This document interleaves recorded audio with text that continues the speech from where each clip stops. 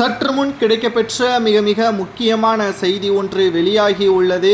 செந்தில் பாலாஜியின் பண்ணை வீட்டில் உள்ள கிணற்றுக்கடியில் 2000 ரூபாய் நோட்டுகள் கட்டுக்கட்டாக அமலாக்கத்துறை அதிகாரிகள் கைப்பற்றி இருக்கிறார்கள். கடந்த 3 நாட்களாக தமிழகத்தில் உள்ள டாஸ்மாக் தலைமை அலுவலகத்தில் சோதனைகள் நடத்தி கிட்டத்தட்ட பல்வேறு அதிகாரப்பூர்வமான அறிவிப்புகளை தான் நாம் பார்க்கிறோம். ஃபைல்கள் மூலமாக குற்றவாளி செந்தில் பாலாஜி தான் என்றும் 1 லட்சம் கோடி வரை மெகா ஊழலை செய்து சட்டத்திற்கு விரோதமாக பணப்பரிவர்த்தனை செய்ததோடு திமுகவின் பிற நிர்வாகிகளையும் அமைச்சர்களுக்கும் இதில் பங்கு இருப்பதாகவும் பல கோடி வரை மதுபானம் கொள்முதல் செய்யப்பட்டதில் ஊழல் செய்யப்பட்டிருப்பதற்கான ஆவணங்களையும் சேகரித்திருக்கிறார்கள்.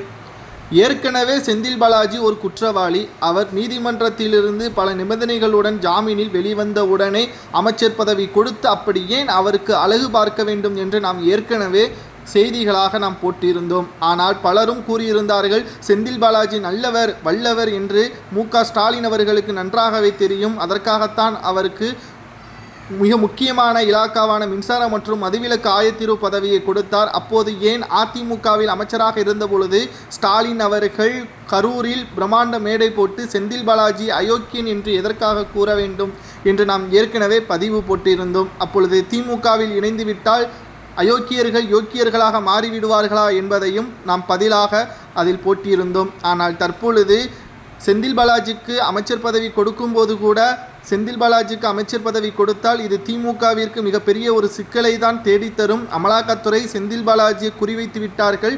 அவரை சிறையில் அடைக்காமல் விடமாட்டார்கள் என்று நாம் ஏற்கனவே கூறியிருந்தோம். அதன்படிதான் தற்பொழுது அண்ணாமலை அவர்கள் கொடுத்த முக்கியமான ஆதாரத்தை வைத்து தமிழக டாஸ்மாக் தலைமை அலுவலகத்தில் சோதனைகளை நடத்தி முதல் ஒரு நாளில் 50,000 கோடி என்றும் 2வது 3வது நாளில் சுமார் 1 லட்சம் கோடி வரை கொள்முதல் செய்யப்பட்ட மதுபானங்களுக்கு வரி ஏய்ப்பு செய்யப்பட்டிருப்பதாக அமலாக்கத்துறை அதிகாரிகள் அதிகாரப்பூர்வமான அறிவிப்பையும் வெளியிட்டிருக்கிறார்கள். சரி, இப்பொழுது ஏன் இவர்களை கைது செய்யவில்லை? இன்னும் ஆவணங்கள் அனைத்தும் சேகரிக்கப்பட்டு வருகிறது. அதற்கான விளக்கத்தையும் செந்தில் பாலாஜியிடம் மற்றும் அரசு அதிகாரிகளிடம் கேட்டு வருகிறார்கள். இதற்கான விளக்கத்தில் சரியாக இல்லை என்றால் அதிரடியான கைது நடவடிக்கை மேற்கொள்வார்கள். மேலும் இந்த வழக்கு புதிய வழக்காக, அதாவது ஏற்கனவே செந்தில் பாலாஜி அவர்கள் கைது செய்யப்பட்ட வழக்கு ஒன்று இருக்கிறது. இது 2வதாக புதிய வழக்காக செந்தில் பாலாஜி மீது பதிவு செய்யப்பட்டு விசாரணையும் நடத்தப்படும் என்பதுதான் தற்பொழுது நம்மால் பார்க்கக்கூடிய செய்தியாக அமைந்திருக்கிறது. நிச்சயம் இவருக்கு எத்தனை ஆண்டுகள் சிறை தண்டனை கொடுக்கலாம். அவரது வீட்டிலிருந்து கைப்பற்றப்பட்ட, குறிப்பாக அவரது பண்ணை வீட்டிலிருந்து சுமார் 40 லட்சம் ரூபாய் கிணற்றுக்கடியில் இருந்து கைப்பற்றதாக தெரிய வருகிறது.